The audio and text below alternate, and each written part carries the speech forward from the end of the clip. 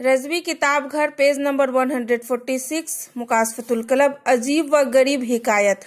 ताबीइन रजी अल्लाह अन्हु के एक जमात हजरत अबी सिनान रजी अल्लाह अन्हु की जियारत के लिए आई।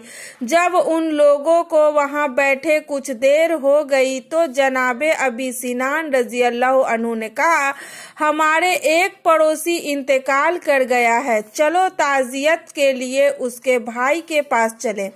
मुहम्मद बिन यूसुफुल फरयाबी कहते हैं, हम आपके साथ रवाना हो गए और उसके भाई के पास पहुंचे तो देखा वह बहुत रो धो रहा था। हमने उसी काफी तसल्लियां दी, सब्र की तलकीन की, मगर उसका रोना चिल्लाना बराबर जारी रहा। हमने कहा, क्या तुम मालूम नहीं कि हर शख्स को आखिर मर जाना है? वह कहने लगा, यह सही है, मगर मैं अपने भाई के अजाब पर रोता हूँ। हमने पूछा, क्या अल्लाह ताला ने तुम्हें गैब से तुम्हारे भाई के अजाब की खबर दी है? कहने लगा, नहीं, बल्कि हुआ यूं कि जब सब लोग मेरे भाई को दफन करने चल दिए तो मैं वहीं बैठा रहा। मैंने उसकी कब्र से आवाज सुनी, वह कह रहा था, आह, वह मुझे तन्हा छोड़ गए और मैं अजाब में मुब्तला हूँ।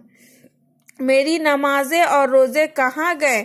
मुझसे बर्दाश्त न हो सका। मैंने उसकी कब्र खोदना शुरू कर दी ताकि देखूं मेरा भाई किस हाल में है। ज्यों ही कब्र खुली मैंने देखा उसकी कब्र में आग दहक रही है और उसकी गर्दन में आग का तोक पड़ा हुआ है, मगर मैं मोहब्बत में दीवाना वार आगे बढ़ा और उस तोक को उतारना चाहा, जिसको हाथ लगाते ही मेरा यह हाथ उंगलियों समेत जल गया है।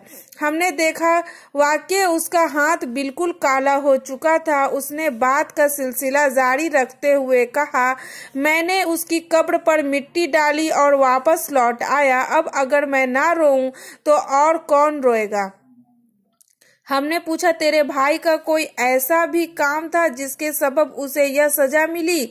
उसने कहा, वह अपने माल की ज़कात नहीं देता था। हमने बेसख्त पुकार उठे कि यह उस फरमाने इलाही की तस्दीक है और जो लोग हमारे फजल से अता किए हुए माल में बुखल कंजूसी करते हैं वह उसे अपने लिए बेहतर ना समझे, बल्कि यह उनके लिए मुसीबत है।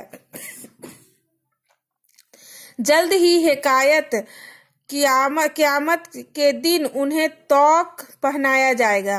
तेरे भाई को क़यामत से पहले ही अजाब दे दिया गया। जनाबे मुहम्मद बिन यूसुफुल फरयाबी कहते हैं, हम वहां से रसूलुल्लाह सल्लल्लाहु अलैहि वसल्लम के सहाबी हजरत अबू जर रजी अल्लाह अन्हु की खिदमत में आए हैं और